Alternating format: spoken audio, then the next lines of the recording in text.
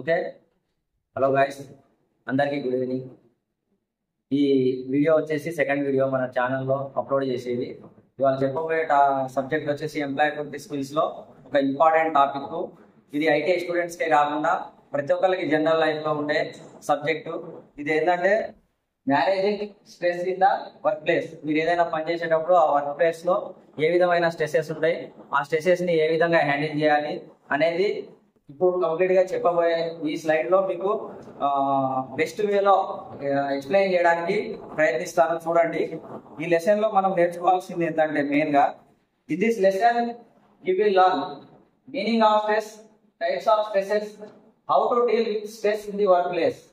Stress అంటే meaning ఏంది, types of stresses, stresses లో ఎన్ని రకాలు ఉంటాయి, ఇంకొకటి how to deal with stress in the work place. మనం పనిచేసే ఏదైతే వర్క్ ప్లేస్ ఉందో, ఫర్ ఎగ్జాంపుల్ మీరు ఉన్నారు యాజ్ ఏ స్టూడెంట్ గా, మీరు ఎక్కడ ఏదైనా వర్క్ షాప్ లో పనిచేసేటప్పుడు కానీ లేదా బయట ఎవరైనా ఉంటే వాళ్ళు ఏం పని చేస్తారో ఆ పని చేసే ప్లేస్ లో కానీ స్ట్రెస్ కి గురవుతా ఉంటారు. ఎట్లా వర్క్ భారం పెరిగి, పని భారం పెరిగి, లేదా మనం ఉన్న కొలీగ్స్, మన చుట్టూ ఉన్నోళ్ళు మన మీద ఏదైనా పని భారం పంపినప్పుడు మనకు స్ట్రెస్ గా ఫీల్ అయ్యే అవకాశం ఉన్నది. అట్లాంటి టైంలో ఆ స్ట్రెస్ ని మనం ఏ విధంగా హ్యాండిల్ చేయాలి, ఆ హ్యాండిల్ చేసే పద్ధతులు ఏంటి అనేది మనం ఈ చాప్టర్ లో కంప్లీట్ గా నేర్చుకుంటాం. చూడండి, let's learn about the meaning of stress. Stress అంటే ఏంటి, దాని మీనింగ్ ఏంటి ఒకసారి చూడండి. Stress is what we feel when we are worried or uncomfortable about something. It can be a physical, mental or emotional reaction. Stress అంటే ఏమంటాడు, stress is what we feel when we are worried or uncomfortable about something. మనం ఏదైనా వరీగా feel అయినా ఉందో, మనకి uncomfort గా feel అవుతున్నాం, వరీగా feel అవుతున్నాం, ఏదైనా విషయం గురించి బాధపడతా ఉన్నాం, ఇబ్బంది పడతా ఉన్నాం, మనకు సెట్ కావట్లేదు, ఎమోషనల్ గా ఫీల్ అవుతా ఉన్నాం, ఏంద్రా ఈ బాధ నాకు అనే వేళ నువ్వు ఫీల్ అవుతా ఉంటే దాన్నే మనం స్ట్రెస్ అంటాం. స్ట్రెస్ అంటే మీనింగ్ ఏంది, stress is a what we feel when we are worried or uncomfortable about something. ఏదైనా ఒక విషయం గురించి మనం అన్కంఫర్ట్ గా ఫీల్ అయితే దాన్ని ఏమంటాం, స్ట్రెస్ అంటాం. కాబట్టి అది స్ట్రెస్ ఎన్ని రకాలు ఉంటుంది, ఫిజికల్ ఉంటుంది, మెంటల్ ఉంటుంది, ఎమోషనల్ ఉంటుంది. ఓకే, స్ట్రెస్ వచ్చేసి ఫిజికల్ స్ట్రెస్ ఉంటుంది. ఫిజికల్ స్ట్రెస్ అంటే ఏంది, ఏదైనా బాగా పని చేసినాం అనుకో ఫిజికల్ వర్క్. రేపు ఎగ్జాంపుల్ మీరు వర్క్ షాప్కి వెళ్ళి ఏదైనా ఇంజన్ బిగించడము, ఏదైనా ఫిట్టింగ్ చేయడము, ఏదైనా ఫైలింగ్ చేయడము, అట్లాంటివి చేసినప్పుడు నార్మల్గా ఏమవుతుంది, ఫిజికల్ గా మనం స్ట్రెయిన్ అయిపోతాం, చేసి అలసిపోతాం. అదే ఫిజికల్ స్ట్రెస్. ఫిజికల్ అందుకనే మన వర్క్ షాప్లలో కూడా పనిచేసేటప్పుడు వాళ్ళు కొంత బ్రేక్ ఇస్తారు, మధ్య మధ్యలో టీ బ్రేక్ అని, లేదా రిలాక్సేషన్ కోసం కొంతసేపు రిలాక్స్ అవ్వడానికి బెడ్స్ అవి అరేంజ్ చేయడము, అట్లాంటివి చేస్తారు. మనం కూడా మన పని ఏదైనా చేసేటప్పుడు తెగ పడిపోయి 24 గంటలు పని చేసుడు కాదు, మనం కొంచెం బ్రేక్ తీసుకోవాలి. ఒక 2 గంటలు చేసి ఒక half an hour 10 minutes break తీసుకోవాలి. అట్లానే కదా ఇప్పుడు మీరు కూడా క్లాస్ వినేటప్పుడు బ్రేక్ ఇవ్వకపోతే ఎట్లుంటుంది మీకు, మెంటల్ స్ట్రెస్ అంటారు దాన్ని. మెంటల్ స్ట్రెస్ అంటే ఏంది, నార్మల్ గా బ్రేక్ ఇవ్వకుండా గంటన్నర 2 గంటలు 3 గంటలు క్లాస్ చెప్తా ఉంటే మీ బ్రెయిన్ ఏమైపోయింది, వినడానికి రెడీగా ఉండదు. దాన్ని ఏమంటాం, మెంటల్ స్ట్రెస్ అంటాం. ఫిజికల్ స్ట్రెస్ వచ్చేసి ఫిజికల్ గా ఏదైనా పని చేసి మన మజిల్స్ మొత్తం అలసిపోయి ఇక చేయలేనురా నేను అని అనుకోవడం ఫిజికల్ స్ట్రెస్.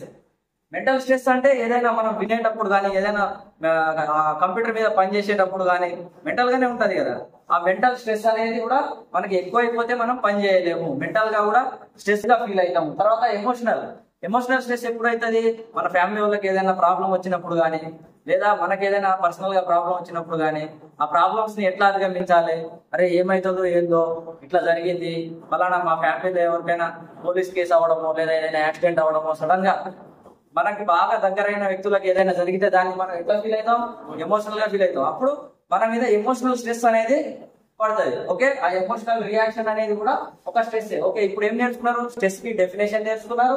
స్ట్రెస్ లో రకాలు ఫిజికల్, మెంటల్, ఎమోషనల్, ఈ 3 రకాల స్ట్రెసెస్ ఉంటాయి అనేది నేర్చుకున్నారు. తర్వాత you can be stressed when నువ్వు ఎలాంటి సమయాల్లో స్ట్రెస్ గా ఫీల్ అవుతావు. You can be stressed when నువ్వు ఏ టైప్ ఆఫ్ ప్రాబ్లమ్స్ లో లేదా ఎలాంటి సిచ్యువేషన్స్ లో స్ట్రెస్ గా ఫీల్ అవుతావు అంటే, face it changes in your life. ఏదైనా నీ జీవితంలో సడన్ గా ఏదైనా మార్పు వచ్చిందనుకో, అది మంచిదైతే ఓకే, అది గుడ్ స్ట్రెస్ అంటాం. దాన్ని స్ట్రెస్లలో రకాలలో గుడ్ స్ట్రెస్ ఉంటుంది, బ్యాడ్ స్ట్రెస్ ఉంటుంది. ఒకవేళ నీ లైఫ్ లో ఏదైనా బిగ్ చేంజ్ వచ్చినప్పుడు నువ్వు ఏ విధంగా ఫీల్ అవుతావు? ఏదైనా బ్యాడ్ గానే చేంజ్ వచ్చింది అనుకో, ఇప్పుడు బతుకుతున్న దానికంటే లో లెవెల్కి వెళ్ళిపోయింది. లో లెవెల్కి వెళ్ళిపోయినప్పుడు నీకు స్ట్రెస్ పడుతుంది ఇక సడన్ గా. ఇప్పుడు లగ్జరీగా బతికినోడు సడన్ గా కూలోన్ లేక బతకాలంటే ఆ స్ట్రెస్ ఎట్లుంటది? ఆ స్ట్రెస్ ని హ్యాండిల్ చేయలేడు కదా. అట్లాంటి స్ట్రెస్, అట్లాంటి ఏమన్నా నీ లైఫ్ లో మార్పు అనేది వస్తే నువ్వు స్ట్రెస్ గా ఫీల్ అవుతావు. ఇంకా worried about something, especially family, health, money, job. నువ్వు ఫ్యామిలీ గురించి కానీ, మనీ గురించి కానీ, హెల్త్ గురించి కానీ ఏమన్నా వరీ అవుతా ఉంటే అది కూడా నీకు స్ట్రెస్ కు గురి చేస్తుంది. Okay, are worried about something, especially family, health, money, job. Job లేక కూడా స్ట్రెస్ గురై చనిపోయే వాళ్ళు చూస్తున్నారు కదా. జాబ్ రాలేదని, ఇంటర్మీడియట్ ఫెయిల్ అయినా అని చచ్చిపోతున్నారు, చూసిరు కదా. ఇది ఈ కేటగిరీ కిందకి వస్తుంది. అట్లాంటి ఏమన్నా ఉన్నా కూడా, హెల్త్ పరంగా ఏదైనా ప్రాబ్లమ్స్ ఉన్నా కూడా నేను బతికి వేస్ట్ రా అని స్ట్రెస్ గురై చచ్చిపోయే వాళ్ళు ఉంటారు. మనీ ప్రాబ్లమ్స్ ఉంటే ఏదైనా అప్పు చేసి కట్టలేక వాడు అప్పుడు బాగా ఫోన్ చేసి అరే కట్టాలా, నువ్వు కట్టకపోతే సీరియస్ అది దాని వాడు ఏం చేస్తాడు? ఏం చేయలేని పరిస్థితుల్లో సూసైడ్ చేసుకున్న వాళ్ళు చాలా మంది ఉన్నారు కదా. అంటే ఈ స్ట్రెస్ ఇది ఒకటి. మన స్ట్రెస్ గురి కావడానికి ఫస్ట్ ఏది?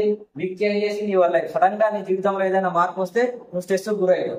లేదా నీ ఫ్యామిలీ గురించి కానీ, హెల్త్ గురించి కానీ, మనీ గురించి కానీ, జాబ్ గురించి కానీ ఏదైనా ఫీల్ అయితే నువ్వు స్ట్రెస్ గురయ్యావు. నెక్స్ట్ వచ్చేసి have a lot of responsibilities in personal life and work place. మనకున్న రెస్పాన్సిబిలిటీస్, ఫర్ ఎగ్జాంపుల్ ఇప్పుడు నేనున్నా, నా రెస్పాన్సిబిలిటీ నా ఫ్యామిలీని చూసుకోవాలి, మా సిస్టర్ని చూసుకోవాలి, ఇట్లా మళ్ళీ నేను చదువుకోవాలి, మళ్ళీ ఉద్యోగం కొట్టాలి. ఇట్లాంటి స్ట్రెస్సెస్ కూడా ఉంటాయి కదా పర్సనల్ లైఫ్ లో. అవి కూడా మనకి ఒక రకంగా స్ట్రెస్ కి గురవడానికి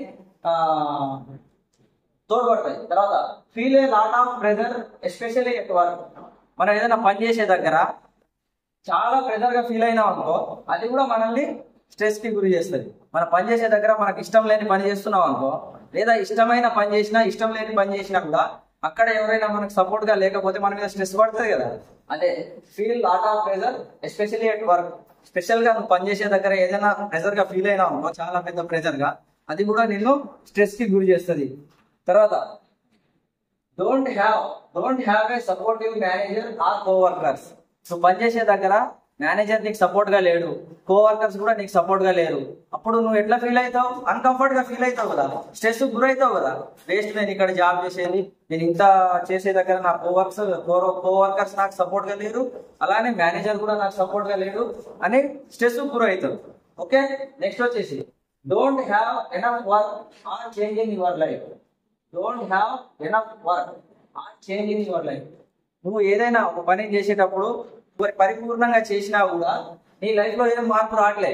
అట్లాంటప్పుడు కూడా నువ్వు స్ట్రెస్ కి గురి అవుతావు. ఎట్లా అంటే నువ్వు ఏదో జాబ్ కొట్టాలనో లేదా ఇంకేదో చేయాలనో బాగా ప్రయత్నిస్తూ ఒక 10-15 సార్లు ఫెయిల్ అయిపోయినావు, అయినా ప్రయత్నిస్తున్నావు, అప్పుడు కూడా సక్సెస్ కావట్లేదు. ఎన్నిసార్లు ట్రై చేసినా సక్సెస్ కావట్లేదంటే ఆటోమేటిక్ గా స్ట్రెస్ గురి అవుతారా కదా, అదొక స్ట్రెస్ గురి అవ్వడం.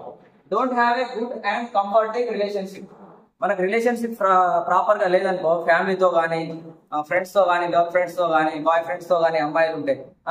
అట్లాంటి ఏదైనా రిలేషన్షిప్, ఒక బంధం అనేది ఏర్పడిన తర్వాత మీ మధ్య కూడా, మీరు ఫ్రెండ్స్ ఉంటారు కదా, మీ ఫ్రెండ్స్ మధ్య కూడా ఏదైనా రిలేషన్షిప్ కరెక్ట్ గా లేదనుకో మీరు స్ట్రెస్ గురవుతారు కదా. బాగా క్లోజ్ గా ఉండి సడన్ గా ఏదైనా ఇద్దరి మధ్య తేడా వచ్చిందనుకో స్ట్రెస్ గురవుతారా కాదా? స్ట్రెస్ గురవుతారు. అదే don't have a good and comfortable relationship. Comfortable relationship లేకపోతే కూడా స్ట్రెస్ గురవుతారు. నెక్స్ట్ చూడండి, let's learn about types of stresses. ఇక్కడ చూడండి స్ట్రెసెస్ ఎన్ని రకాలు ఉంటాయి, ఆ టైప్స్ ఆఫ్ స్ట్రెసెస్ మన లైఫ్ డైలీ లైఫ్ లో ఏ విధంగా వస్తూ ఉంటాయి అనేది చూడండి.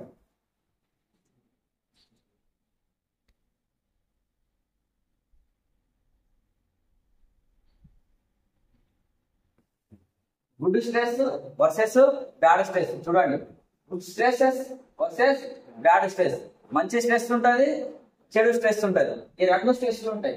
గుడ్ స్ట్రెస్ అంటే ఏ విధంగా ఉంటుంది, బ్యాడ్ స్ట్రెస్ అంటే ఏ విధంగా ఉంటుంది.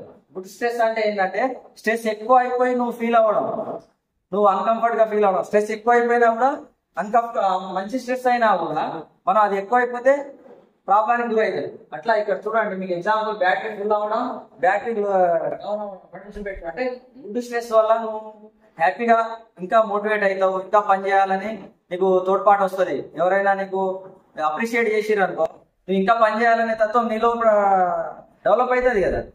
అదే బ్యాడ్ స్ట్రెస్ అయితే నిన్ను ఎవరైనా అవహేళన చేయడమో లేకపోతే నేను ఫీల్ చేయడమో అట్లాంటివి ఏమైనా చేస్తే ఏమవుతుంది, నువ్వు డౌన్ అయిపోతావు. ఇక్కడ చూడండి, గుడ్ స్ట్రెస్ బ్యాడ్ స్ట్రెస్ కి వాడు ఇచ్చిన డిఫరెన్సెస్ చూడండి.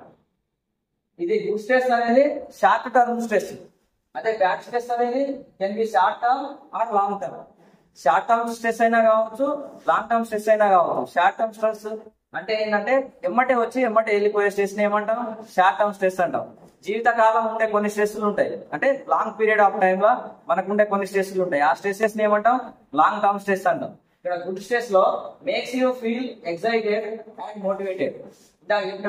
Makes you feel excited and motivated. నువ్వు దేన్నైనా చూసినప్పుడు ఎక్సైట్ గా ఫీల్ అవ్వడమా, లేదా నీ పట్ల ఎవరైనా ఏదైనా మాట్లాడితే దాని గురించి నువ్వు ఎక్సైట్ గా ఫీల్ అవ్వడం, లేదా మోటివేటెడ్ గా నువ్వు దాన్ని మోటివేషన్ గా తీసుకొని మోటివేటెడ్ గా ఫీల్ అవ్వడం, ఇట్లాంటివి ఏమైనా ఉంటే ఏమంటాం, గుడ్ స్ట్రెస్ అంటాం.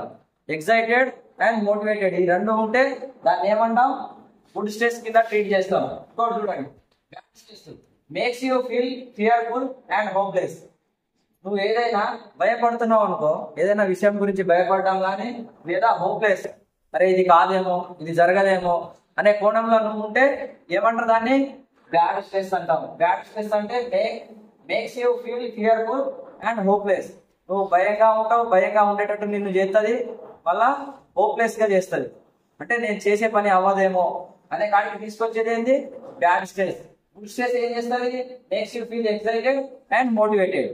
మోటివేట్ చేస్తుంది ప్లస్ ఎక్సైట్ చేస్తుంది. ఇదేం చేస్తుంది, ఫియర్లెస్ గా తయారు చేస్తుంది, అలాగే హోప్లెస్ గా తయారు చేస్తుంది. అంటే నువ్వు ఏదైనా చేయడానికి హోప్ లేకుండా చేస్తుంది, నువ్వు భయపడతా ఉంటావు. అర్థమవుతుందా, నువ్వు భయపడతా ఉంటావు. ఇది బ్యాడ్ స్ట్రెస్, గుడ్ స్ట్రెస్. ఇంకొక point, increases focus and improves performance. Good stress వల్ల ఏమవుతుంది అంటే నీ యొక్క పర్ఫార్మెన్స్ పెరుగుతుంది, మళ్ళీ నీ ఎఫిషియన్సీ ఇంక్రీజ్ అవుతుంది, నీ ఫోకస్ అనేది పెరుగుతుంది, మళ్ళీ నీ పర్ఫార్మెన్స్ కూడా ఇంప్రూవ్ అవుతుంది, చేంజ్ అవుతుంది. డే బై డే నీలో మార్పు వస్తూ ఉంటుంది, నువ్వు డెవలప్ అవుతా ఉంటావు. నువ్వు ఏ పని అయితే చేస్తావో ఆ పనిలో. ఓకే, ఇక్కడ చూడండి, leads to poor concentration and performances. నీ పర్ఫార్మెన్స్ తగ్గుతుంది, కాన్సన్ట్రేషన్ కూడా తగ్గిపోతుంది. దేని వల్ల, బ్యాడ్ స్ట్రెస్ వల్ల. బ్యాడ్ స్ట్రెస్, గుడ్ స్ట్రెస్ వల్ల జరిగేది, బ్యాడ్ స్ట్రెస్ వల్ల జరిగేది